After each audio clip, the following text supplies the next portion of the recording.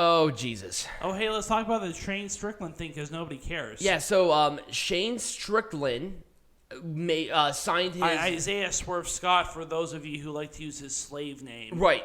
He signed his contract with AEW. Who cares? Anyway, let's talk about a match that equally who cares. It was Jade Cargill and Tay Conti for Oh my fucking God, this match was terrible. It was really bad. This was not good. Tay Conti she just can't wrestle, man. She can't. She had good matches with good people. Jade Cargill at least has the benefit of being at least inexperienced enough to where I can at least get away from it. She has the presence, and I think she has the moveset given more time in the ring. But she needs to take on more experienced people than Tay Conti. This match was... This was a downer. I think this was the worst match. This was the match that killed the crowd. This killed the crowd. That in the next match. You might as well stab the crowd in the throat. It was because it was so bad. The life was sucked out of the room. I'm gonna give it a thumbs down. I'm gonna give this a thumbs down too. It was really that bad. Not two thumbs down. It wasn't. Let's put it this way. At least it wasn't. It wasn't a sloppy mess. It just wasn't there. This made kind of that one TNA match that was -5 stars. Right, and here's the thing though, this could have been easily replaced with a different match, and this on the buy-in, and I would have been fine with it. But this deep into the show, I'm ixnay. No way. Thumbs down. Jade won, obviously 29-0. They're really pushing Jade, and basically who is this, the next Goldberg? Well, except Jade Cargill is developing as a competitor where Goldberg stinted in like 1998. Oh, that's true. So keep that in mind too. There we have it. All right, Peanut Gallery. Let's make this shit majestic again. I think this is the first time I think that we have to make AEW majestic. Where we actually have a couple of points to talk about and like to really dive deep into it and get into it. So. The problem with this match is everything before it kind of killed the crowd. Now, the crowd was getting back into it. Let me give you a little bit of context as to where I'm coming in from. So, I've watched AEW for a couple of years now. And after a certain point in time, you kind of have an idea as to how these matches work. Like, you have an idea of, like, how certain matches are going to go based on what's been happening, right? Am I wrong? No. And so I think what is really killing me right now is that I'm starting to get to that point in AEW where everything is just becoming predictable. Where I kind of know exactly who is going to win what matches at what points in time. Okay, I do understand. I mean, with WWE pay-per-views, I'm like 90% correct as far as like who wins which match because it's so fucking obvious. But the problem is that the predetermined aspect of professional wrestling should not dictate on your perception of the actual thing. Well, it does. That's the problem. That's your problem. Well, I know who is going to win. Enjoy the ride, not the enjoy the ride, not the destination. And that's the problem here. But you see, I think at that point, if you kind of know if you know who wins, you know how the structure of the match is going to go. But once again, even if you know exactly how it's going to go, enjoy the ride. It's not that I don't enjoy it. It's just that it's so predictable. And here's the thing. That it becomes okay, well, this is going to happen, this is going to happen, that's going to happen. You know, I'm going to give you a metaphor that I think will be appropriate for what I'm saying. Look at professional wrestling like going on a roller coaster. You know, you can visually see what's going to happen on the roller coaster. You know you're going to start from the gate and you're going to end at the gate. The enjoyment comes from going around everything. That's what professional wrestling is.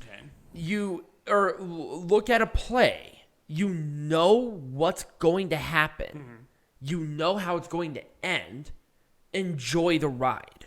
Let's also talk about the fact that the professional wrestling community on the internet is so toxic. Oh yeah, people were trying to defend like a lot of different things, which was stupid. All right, but, so anyways, let's eviscerate this show. I know, but we wanted to start it with this preface, but I'm just letting you know. Yeah. Think of pro wrestling that way. That's why I think I enjoy pro wrestling more than you do, because I'm looking at it that perspective. So when it comes to Adam Cole, I knew that reDRagon was going to interfere. It was stupid. I wouldn't have had them interfere. Now, if they were going to interfere, I would have had them interfere, right? Whatever. Mm-hmm. But I would have had them been thrown out instead of the hoggly boosh and them moving tables and all this bullshit that they did. Instead of without the referee doing a damn thing. Oh, I know, that was really annoying too. How many times throughout the show did the referee see something happen and fail to do anything about it? Like at least 5 times. Yeah, easily. So these referees are trained by the NFL or something, because these people are fucking blind. They are so blind, awful. and unfortunately, that's the kind of stuff that's going to hurt Hangman Page's title run. It's going to hurt AEW. Yeah, in general. It's going to hurt AEW. It's like you see these guys, and you know it's going to be a good match. Have them have a match. Now, in interference, it does not hurt. I don't need it. Well, it hurt this match. No, it hurt it because they did it like 3 times. Yeah, exactly. Do it once, and then be done. And then have Dark Order come out and do their little snafu and then have them fuck off. I would have been okay with it. But not only did they do the interference, but then they also moved the table. And then they also tried to interfere again until Dark Order came out. That's what happened. They interfered 3 times. Yeah, they did. That's not what you're supposed to do. Right, exactly. No, I agree. Because it made Adam Cole look weak. Yep, it made Adam Page look weak too. Because, heaven forbid, Adam Page cannot win a match without his friends helping him out. Right. It's like, no. Can Adam Page not defend himself? Is he not a fighting champion? Right. I mean, I expect that from a chicken shit heel like Roman Reigns, but not from a babyface like Adam. Is Adam Page even a babyface at this point? I don't know. What is Adam Page? And that should not be your perception coming out of a title match like this. Right.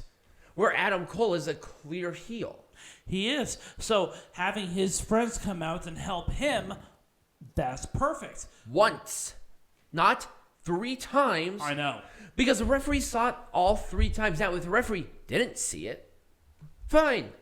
Maybe if they try to help, if they try to help again, but the referee caught on to their shit and then threw them out, cool. And I knew that when reDRagon didn't win the tag team titles, I knew that Adam Cole was not going to win. It can't be that predictable, and that's the problem. Anyway, so that's what I probably would have done. I would have had reDRagon either been thrown out the first interference, or them trying to do another one, but the referee catches on to their bullshit, and then say, "You're out of here." And then Adam Cole does a low blow or do something kind of sneaky, and then better constructed match. And then you have Dark Order interfere on the ramp at the stage instead of at ringside. Right, they're trying to come out, and then they can come out and do that. Exactly. Right. There's a lot I would do to this. Oh my fucking god, this match was terrible. It was. I would have cut it in half by time. Yep. The should not have been given as much time. Also, CM Punk's blading was way too early. He was gushing. His hair was sticking, and it was too early. Here's the thing. I'm going to say this because I think once again it illustrates my point. It's great to have all this blood. No, it was actually kind of gross. The blood to me is fine. It's when you do it is the difference. CM Punk lost so much fucking blood in this match. It wasn't even within 5 minutes, and then CM Punk started bleeding. That was way too soon. It should be at the very end of the match when somebody starts bleeding. But CM Punk lost so much blood that he couldn't keep himself up. Right. That's how bad it was. Now, I want to illustrate an example of blading done right with another match that AEW had. Blading is so 1980s, too. Right. Now, keep in mind, there was another one where I think blading was done right within this company. And that was, number one, the Moxley-Bryan Danielson match. They did it right. But let's talk about the Cody-Dustin Rhodes match at the first Double or Nothing. Right. Now, did Dustin cut himself too deep? Yes. Yes. But it was more towards the end of the match. There was maybe another, 7 minutes, and then he started gushing blood. But that made sense. Where CM Punk did this way too soon, where he was bleeding more than he was not, and that's not what you should do. That's not how it should be. I mean, I personally have a moral obligation towards blading, just in general, because I don't like the practice of blading. If you want to get cut, you're getting cut the hard way. Right, exactly. I mean, that's my point. You shouldn't make yourself cut. That's not... There was a way to There's a better way to do it. There is a way to hit somebody. But anyways, I have a moral obligation towards blading. And I think that you don't have a moral obligation. You have a moral issue with it, because an obligation means that you have a duty or something. So I have a moral issue towards blading, just in general. I don't see. I mean, I understand it. I just don't care. You can have a good match without blood. Of course, AEW. This was a dog collar match. I know the AEW incels they want blood. This is a dog collar match. They'll never see blood come out of a female in their life. I can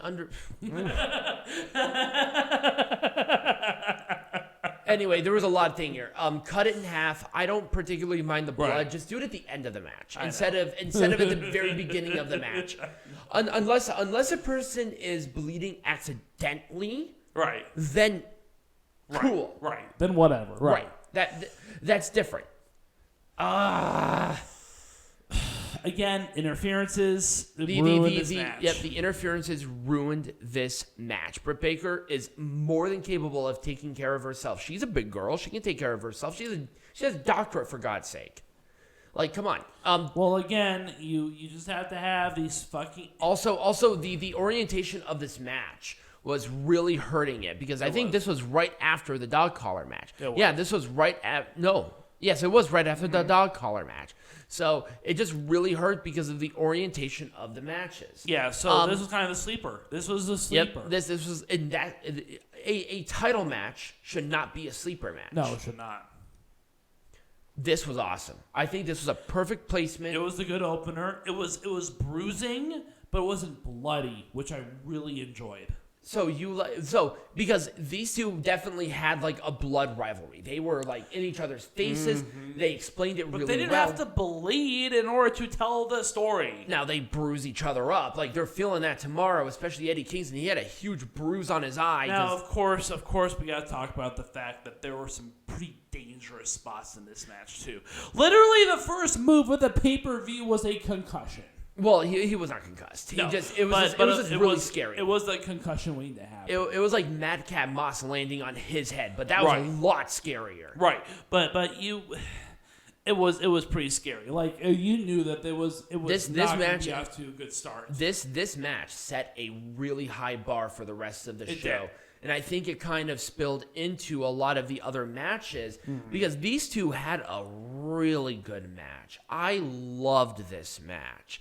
But it just set such a weirdly high expectation for me. I liked it. I didn't love it. And the only reason I liked it was because it was actually a good match. What I didn't like about it was, of course, the spots were a little more on the dangerous side. And I know that Chris Jericho and Eddie Kingston can handle it, but it was just like, whoa, let's slow down a little bit because this was the curtain jerker. Maybe you're sitting there saying this was not entirely necessary. Right. I can see that. This was awesome. This was my favorite match of the night. I'm going to have to agree with you. He's like, oh, well, what about this blading? But this one made sense. And it wasn't until much later in the match either. Right. Moxley just bled a lot. Mm-hmm. That was it. And also, Bryan Danielson is a very close-up fighter. So, of course, he's going to get covered in somebody else's blood because he's, like, doing grapples and stuff against a bloody guy. You don't think that's going to get smeared on you in, like, 2 minutes? It was a classic wrestling match, and that's what I wanted. But also... John Moxley is not known for his classic wrestling matches. But also, what I really liked about this, it wasn't just a classic match. It was a brutal match. It was. They fought each other. Yeah, this was a fight. This was a brawler match and a technical submission match. It was a lot of fun. I really enjoyed the whole experience of this match. I like this match. I know you don't like spot fest matches. This was a spot fest. It was the Young Bucks are obviously they're the spot fest queens. And, you got reDRagon, who would be a great... If it was just reDRagon and Jungle Boy and Luchasaurus, I would have loved this match. I don't know why the Young Bucks were added to this match. I feel like it was kind of unnecessary. It was very unnecessary. The way that this match just set itself up was just terrible, too. Right. Now, here's what I would have done. I would have done reDRagon versus Jurassic Express for the titles. Young Bucks come out. Pretend like they're going to help reDRagon, but yet screw them. Then have the Young Bucks reDRagon match at Double or Nothing. Because we all know what the real rivalry is. The real rivalry has nothing to do with Jungle Boy and Luchasaurus. And that's not where it should be, because once again, this is a title match. The titles should be the main focus. But they were not, and that's a bad thing. I mean, Jungle Boy and Luchasaurus were just there. I feel like they were just there, right? And the real rivalry was reDRagon Young Bucks. And also the Jurassic Express shined in this match. I thought they did the best. They did, but it was distracting to have the rivalry between the Young Bucks and reDRagon take place at the same time. I can agree with that because it took away from Jungle Boy and Luchasaurus. I can agree. I can 100% agree with that. 100%. Jungle Boy and Luchasaurus should have had their own match with somebody else. Yep. This should have been on the pre-show. I don't know why this wasn't. Absolutely. This should have been on the pre-show. Or have Sammy Guevara defend the title against somebody. But this was... Well, here's the thing about this match. It was just like a sleeper before the main events. Right. I mean, that legitimately what it was. I just don't like sleepers. It's just like, it doesn't make any sense to me. It's like trios, whatever... It was so random. When in the hell was a tornado trios a no disqualification? I've never heard that. Well, it's a tornado tag match. It's a tornado tag match, but that doesn't mean pillar and plunder. It's still one team against another team. There's nothing there about no disqualifications. But that's a tornado match. There are no disqualifications in tornado matches. I've never seen that. You've never seen it again. Not that I'm personally aware of. So tornado matches do not have disqualifications because it's every man. It's just one team against the other team. There's no rules. Okay. Again, I understand the premise of the match, but here's another thing I want to talk about really quick too. While we're here, is I felt like the promos or the packages for a lot of these matches were not very well thought out. No, I don't think so either. I 100% agree with you. If there's one thing that I can compliment the WWE on, is that they do a very good job presenting a package for a match. AEW used to be really good, but they're getting a little sloppy with it. For some reason, this particular pay-per-views packages for matches was weak. It was so bad. I can agree with that. I 100% agree with that. So the reason I want to bring it up now is because I didn't see the reason for this match. Now, are Darby Allin and Sting like the enemies of the Hardy Andrade family office? Yes. Why are Andrade and Matt Hardy working together now? Like what's the arc? So the arc right now is that the Hardy family office have a working relationship with Andrade, which is why it's now AHFO, because they had the working relationship. Mm-hmm.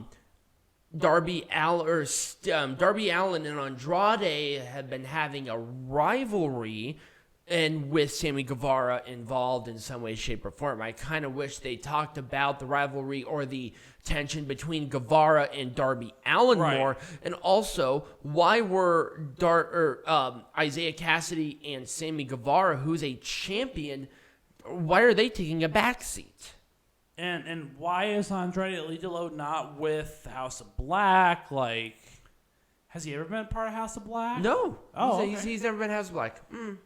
Well, no, he was tagging with them when they were in that rivalry, but he was never officially a member of the House of Black. Well, see, and that's not a thing. Is that I want to know what the arc is like now. They put them together because there was the tie-in between Queen Zelina, because that was the talk of the town, right? At that time. But you know, like the point being is that I wanted a little bit more information, right? Of a novice who's watching this show. I almost expected more information. I was surprised there were 3 matches in the pre-show. Right. And that kind of sucked, actually. Once again, this match should have been in the pre-show. Or it shouldn't have existed at all, because they had maybe, 2 weeks of promo on this? Tay Conti and Jade Cargill are not ready to carry a match. No. Neither one of them are. Not in a single bit. At least Jade Cargill has the excuse of being inexperienced. Tay Conti's been doing this for, to my knowledge, at the very least, more than 5 years. She should have known this, but yet she was having a struggle on carrying this match. And I don't think it was Jade's fault. I think a lot of this was Ty's fault. Mm-hmm. It was a sloppy match. It was a very sloppy match. It made no sense. Why are they facing each other out of fucking nowhere? Right. Where, what the fuck? It just doesn't make any sense. I would have either had this on the pre-show or had it 0. Not at all. Now, this should have been on the main show. It should have been, yes, absolutely. I would have replaced the Hardy Family Office match with this match, because this match at least has a rivalry that you kind of understood. I understood it, yeah. I know there's a rivalry with the Death Triangle and with the House of Black. Right. I understand that there is something going on. And with Phoenix injured right now, I think Erick Redbeard. Erick Redbeard, which would have just, yeah. I think this should have been. They should have waited until right. Revolution to right. say, hey, it's Erick Redbeard, right. the surprise person. That would have been cool. And I think that would have been a big pop on a show like this. And they actually did have a pretty okay match. I really enjoyed it. And they definitely wrestled a pay-per-view match on a pre-show. Again, the match went too long. Yep. It should have been cut at least by 10 minutes. It should have been cut by 10 minutes, and it should have been on the regular show. The reason why it was on here, I will never know. This match was terrible. It wasn't terrible. It wasn't good, but it wasn't terrible. It was average. It was average. There was at least a rivalry with it, but you got 2 gals who cannot carry a match. They had a better match a couple of weeks ago when this rivalry started than this match. And that's the thing. They actually did have a good match on Dynamite. I think it was during a TBS champion qualifier tournament match. Yeah, and Leyla, why with the Russian colors? I'm not going to explain it to you. I know why, but she is not portraying a Russian. But the point is that you should be wary about wearing Russian colors because of the association with the fact that there's a legitimate invasion going on. Now, if she was like fucking Nikolai Volkov and being a Russian sympathizer, I can understand that. I didn't see a whole lot of complaining on social media about her gear. You know why? Because she's not trying to portray a Russian. I understand. She's just Russian. I understand. But the colors, though... With Masha Slamovich as an example, she's portraying a Russian. Mm-hmm. But Leyla Hirsch is not. Right. She's just a wrestler who happens to be Russian. But I kind of would have put off the colors for at least a while. Maybe do like all black or something. Right, exactly. Because she's a heel already. Right. I would have done something a little bit different. Or if she actually supports Ukraine, why not do Ukrainian colors as a defiant sort of thing? That'd be cool. But the point is that I felt like, based on current geopolitical situations, it was a little bad taste. Heel heat? It would have been a little much if she was trying to get heel heat. Yeah, I'm like, do you want her to get killed? That's like if Alexander Rusev was having the big Russian flag flowing down right now. Right. That probably wouldn't have been a good idea. Or Lana giving thanks and praise to Vladimir Putin. That probably would not be a really good idea right now. Right. Anyway, I'll be honest with you. I think this should have been on the main show. Really? Hook? Yep. No. Yep. Nope. I think at least 0%. If this was a sleeper match, this would have been a better sleeper match than the AEW Women's Champion. This would have been a better sleeper match than maybe half of the fucking dog collar match. It doesn't have to be long. It just has to be there. This was the only perfect match for the buy-in. Really? I thought the other. I mean, I don't know. I think there were some matches that were on the main show that should have been on the buy-in and vice versa. And this is one of them where I'm saying, if this was not, this should have been the curtain jerker. Instead of Jericho Kingston, this should have been the curtain jerker.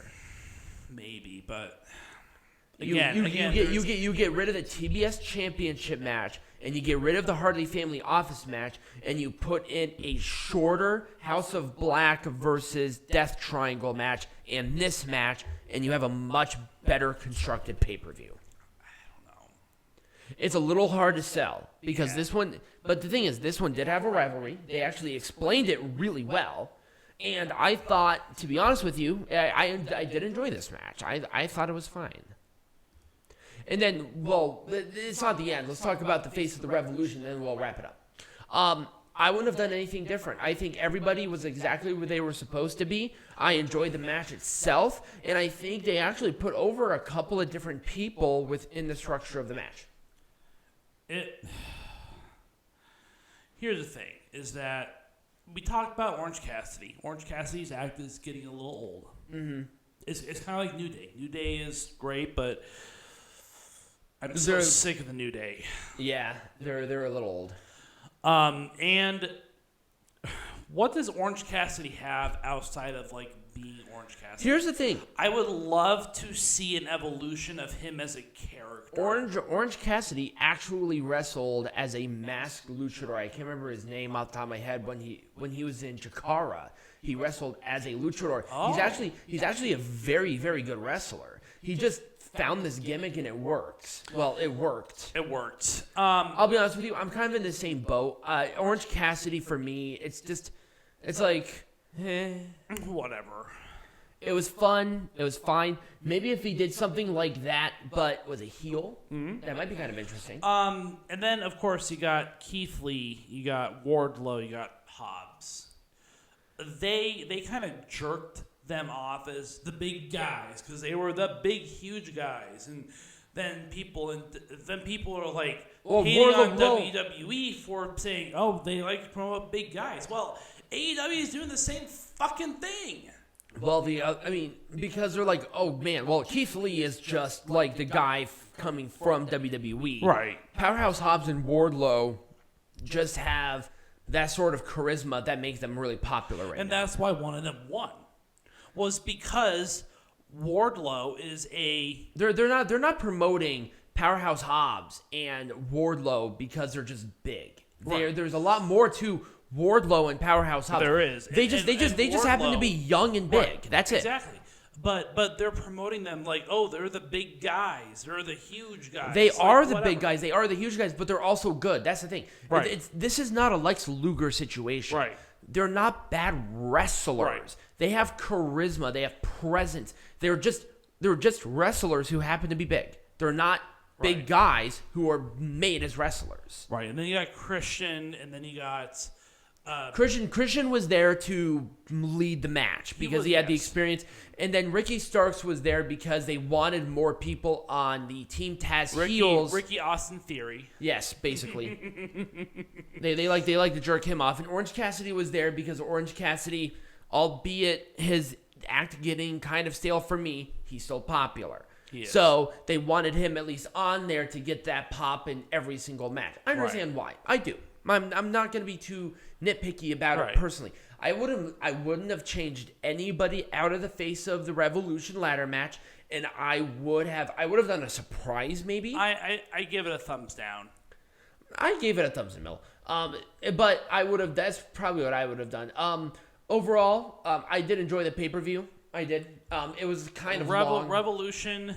Okay. It was a little long. People are saying, "Oh my God, it's the greatest thing of all time," right? It's not. 100%. This pay-per-view, because I'm starting to understand the formula of AEW, is now starting to become old. No, I've seen AEW do amazing things. And what about the debut with Bryan Danielson and Adam Cole? That was a much different pay-per-view. I enjoyed that one a lot more.